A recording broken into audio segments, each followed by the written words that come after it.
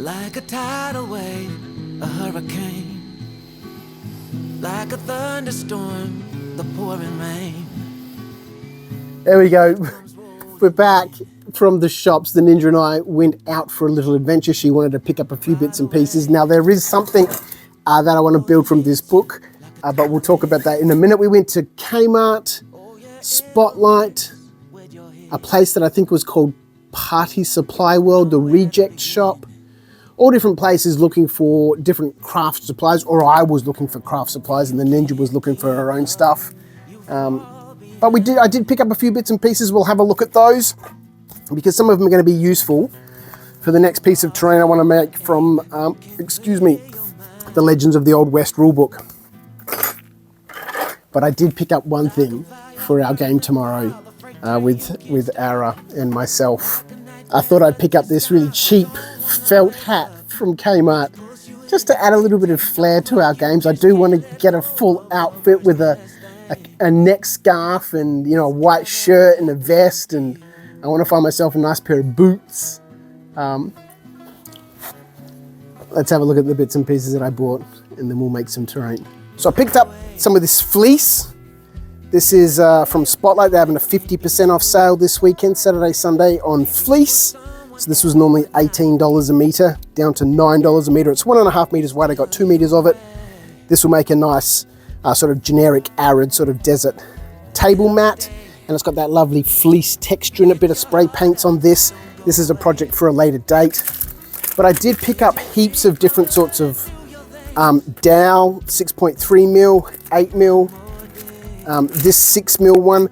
I did get this brand, Portercraft, from a place I'm pretty sure was called Party Supply World.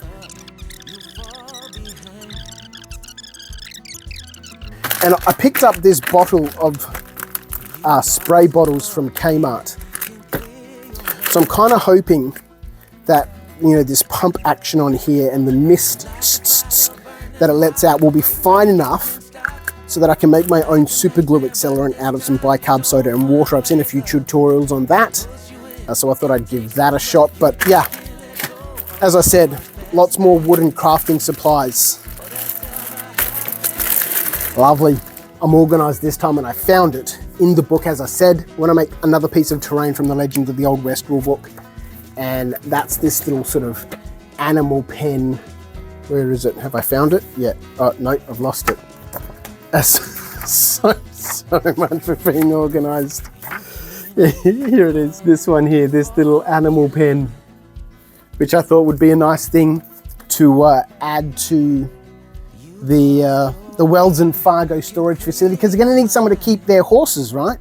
So I thought I'd make this little animal pen, but instead of it being like a little pigsty or something, I'll make this into like a little taller, make it into like a little stable. Not quite a barn or a stable. I'm sure that like it has a name for people into equestrian sort of activities. They have like a little horse hutch in their paddocks. So that's what I want to build tonight. Right, quick change of clothes into something a bit more appropriate. And thank you to everyone who's recognised the old paintball jersey from Chronic. Chronic used to make paintballs. We used them when I used to play tournament paintball in the early 2000s. Spent a lot of money travelling around Australia playing paintball. I was even invited to play in the Australian World Cup team in France in 2004.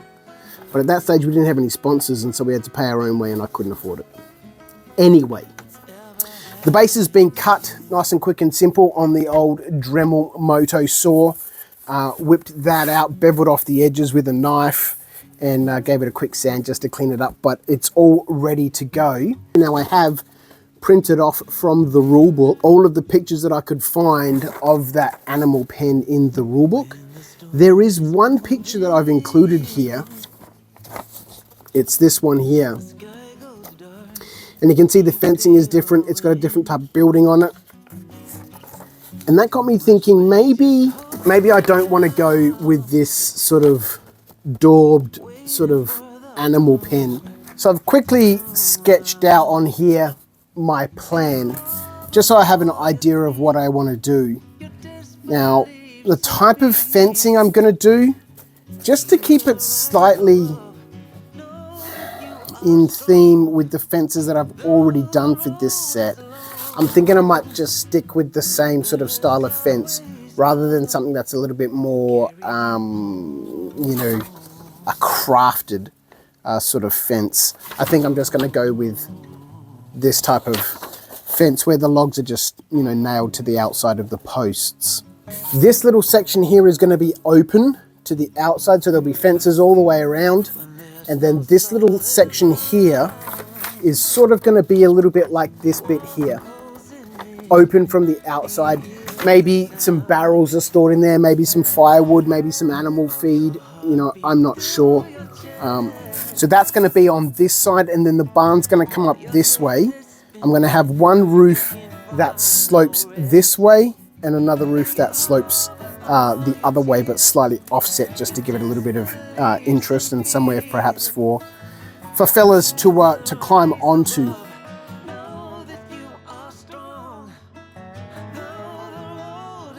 So that's the basic structure done.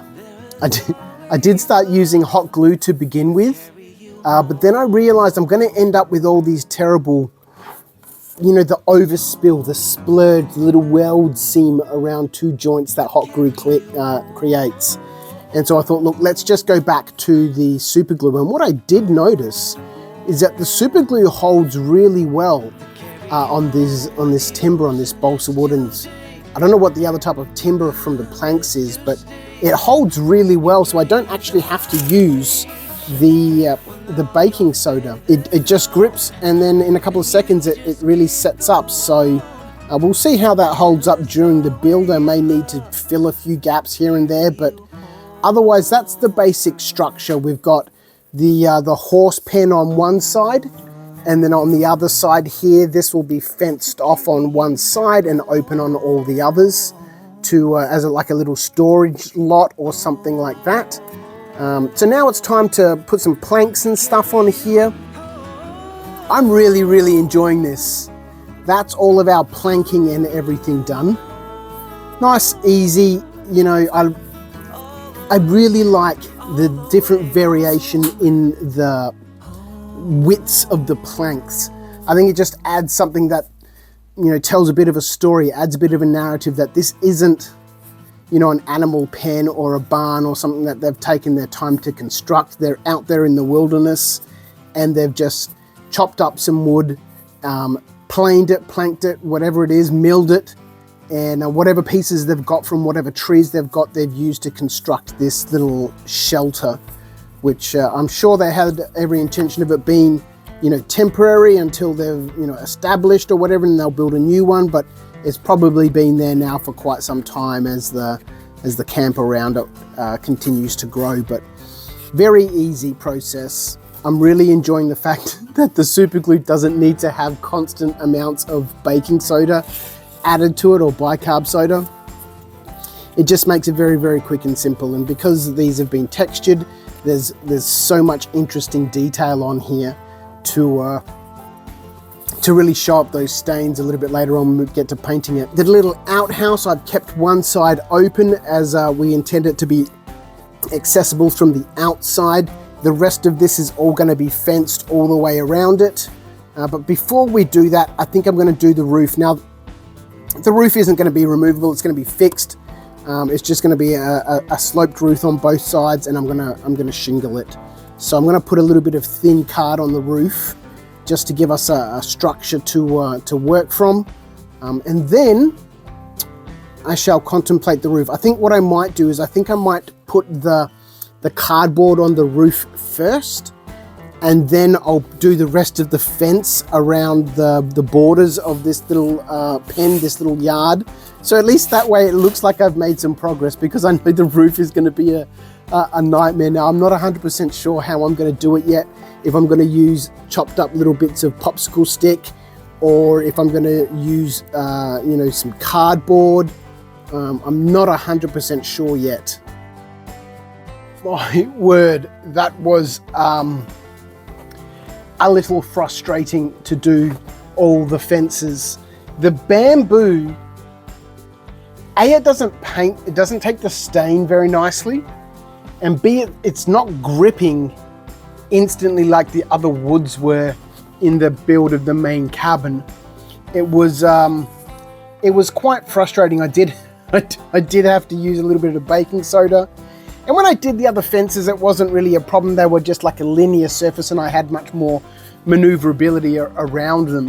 Whereas this being on a base and, you know, not being able to, you know, easily move the pieces around, it was a little frustrating. It was a little challenging, but at the end of the day, you know, I think it's going to look fine. The only issue is it doesn't paint up as nicely as the rest of the woods. So we'll tackle that when we come to it. I'm just going to paint it the same way as I have done with the others, but I'm quite happy with it. Now I have decided that for the roof section here, it doesn't have much of a slope to it, and therefore shingles don't really make a lot of sense. So what I'm going to do is I'm going to tarp the top of this in some of the tar paper that they supposedly used for some of their roofing. And that'll be nice and easy to do. Just drape over some tissue paper and wet it down with some water and glue, just like I did on the roof of one of the buildings earlier on in my vlogs, the one that I laser cut. That should be fairly straightforward, and then we'll paint that up the same way in that sort of bluish, blackish color that I used before. Well, that's that done.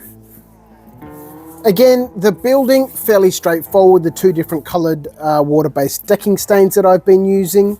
It's come up okay. I'm quite happy with it. You know, it was slightly trickier than the other ones, you know, trying to get into some of the nooks and crannies. You know, given that I'd put the roof on, which might have made sense to put the roof on afterwards, after I'd painted it, but, you know, hey-ho, it's done. The fencing, the bamboo barbecue skewers. Now, I like the diameter of them, but they just don't take the stain very well.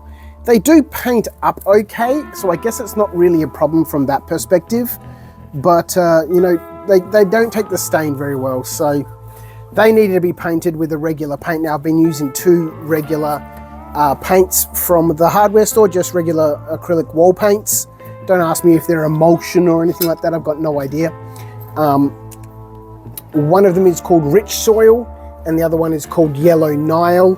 Now I just used Rich Soil on the fences here just to give them a little bit of color.